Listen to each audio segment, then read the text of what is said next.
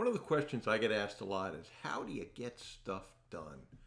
The important stuff. That's a good question. And one of the things that I've found the most helpful is to actually use a tool that can help you do that. But first, most people use a to-do list, and they might have 10 or 20 things on a to-do list. And it's interesting. It might be one of the things, make 50 cold calls today. The next thing might be clean my desk.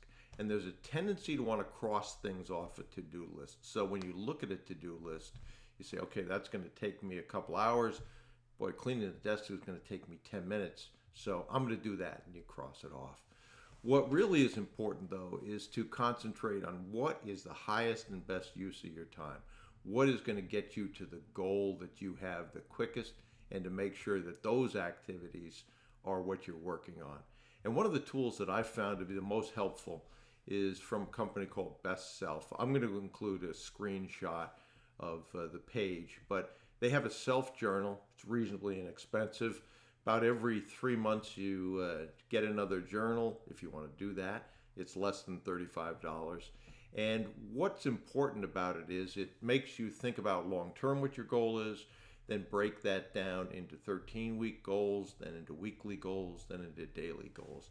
And if you look at the sheet that's included in each page of the self-journal, what you've got on one side is times, and you should put there what you're going to do in those times, basically appointments. Every morning, what you're grateful for. I know that sounds a little hokey, but it actually works to take a few minutes and reflect on what you are grateful for. Put your goal down on the right-hand side of that page, and then the 3 things that'll move the needle the most towards that. Again, you don't want to be cleaning your desk. You want to be making the calls, having appointments, sending emails, whatever it is that is going to move you closer to your goal. And make sure you do those as early in the day as possible to make sure that you work on moving step by step, day by day towards your big goal. Then you basically, at the end of a day, write down lessons learned. Those are typically things you could have done better. Take some time in a win section to write down the major accomplishments you had that day, and then at the end of the day, what you're grateful for. For me, that has been a great tool. I think one of the keys to it is a lot of times the day can tend to get away from you, and the activity of the day can generate what you do.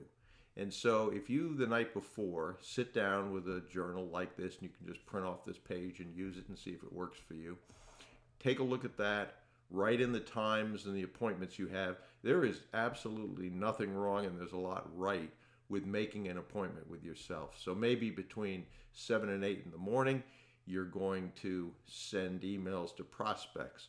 Maybe you're going to spend an hour to make cold calls or whatever it is. But treat that appointment with yourself just like any other appointment, and hopefully you're on time for those appointments. So there's nobody more important than yourself. Go ahead, make sure that you do those, and make sure that you work on the things that'll move the needle. And I think you're going to find that those accomplishments not only get you closer to where you want to get to, but are tremendously motivating. So for me, doing that the night before is tremendously powerful. So I hope that works for you.